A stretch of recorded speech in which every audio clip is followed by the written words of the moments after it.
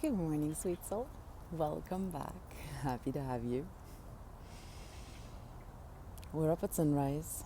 It's beautiful here. Maybe you hear some of the birds in the background. I love listening to them in the morning. And for today, I wanted to tell you a minute about how I got here and the exciting thing I have planned for September through December, and an invite of where you can take part in a lovely research study. Is good for you and it won't cost you anything except the time that you choose to invest with us. And I would be so happy to have you along. The piece of how I got here is an interesting one, because when somebody asks me what I do and I tell them, well, I am a professor for software engineering at the university and a researcher in sustainability and resilience. I'm a yoga teacher, I'm a meditation teacher and embodied mindfulness coach. And they sometimes ask, hey, how does that all fit together? And for a long time, I thought that those two different parts of my life were separate, yet they're not, because I'm one person that stands right in the middle of it. So I decided to build a bridge in between these two areas of my life. And that is what I currently do in my research. So I've been practicing yoga for about 20 years of my life, and for the last 5 I've also been teaching it. And then later on I added some more depth in different areas, in meditation and in pranayama, in working with the breath to increase our energy or to work with our energy, and in embodied mindfulness coaching. And over all those years, I've seen a lot of my students and colleagues and friends stressed out because there was a lot of pressure that they felt was being put on them in terms of timelines, or they had very high expectations of themselves, and there were different reasons. So I don't want to focus so much on the pains and the stresses.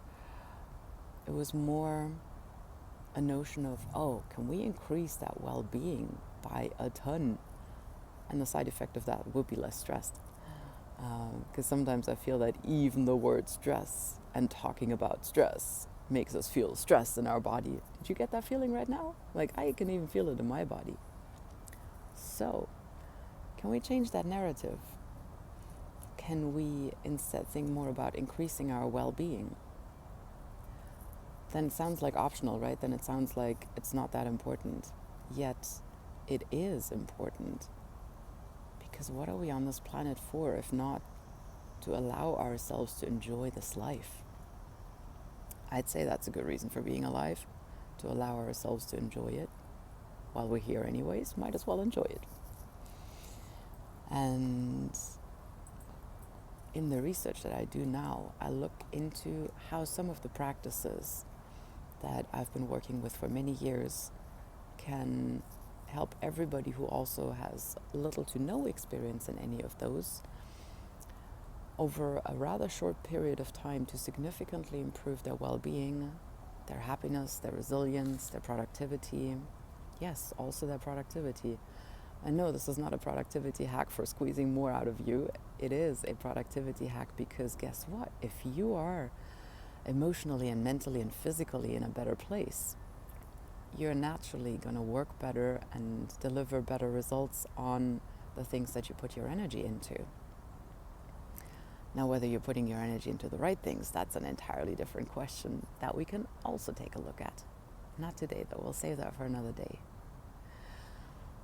So, in my career as a researcher, I have sometimes felt that if I want to present what I do in the yoga world and what I teach there to people that may not feel like they naturally are drawn to that, then there is a way of speaking about it in very different scientific terms that take the belief and the faith out of it.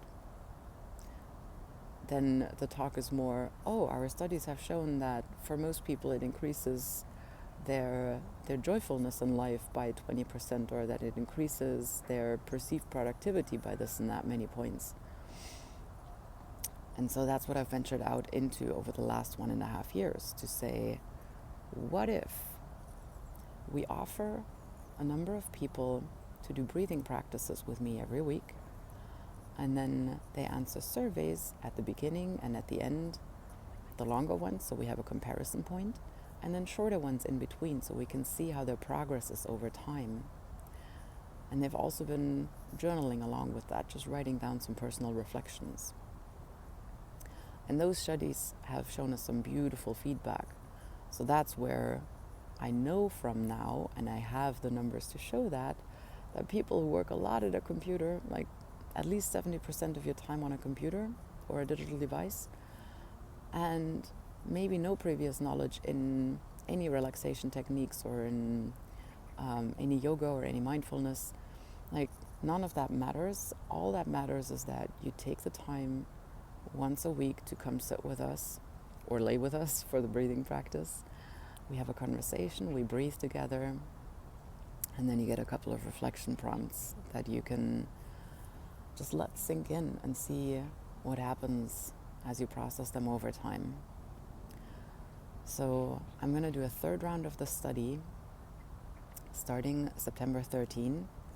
On Monday, I will send out the emails of, hey, this is this week and here's some inspiration. And on Thursdays, we will do the breathing practice together. If you are curious about that, if you would like to try this out and see if those perceived benefits by other people also apply to you, then please sign up with us. If you go to twinkleflip.com/rise-to-flow, then you will find the page describing the study and the link to the sign-up form. I will also put those links in the caption below, as well as a link to a pitch video about the study. We have 12 topics for 12 weeks that we offer as little inspiration, and lots of positive feedback from the previous rounds. This researcher would love to have you on board. It will be so exciting if you joined. So, this little background on who I am and what I do, and the invite to the breathing study, hopefully have brightened your day a little bit. Now I just want to invite you to take one deep breath with me. Make a wish. Exhale. And then keep that positive feeling that came up as you thought about that wish.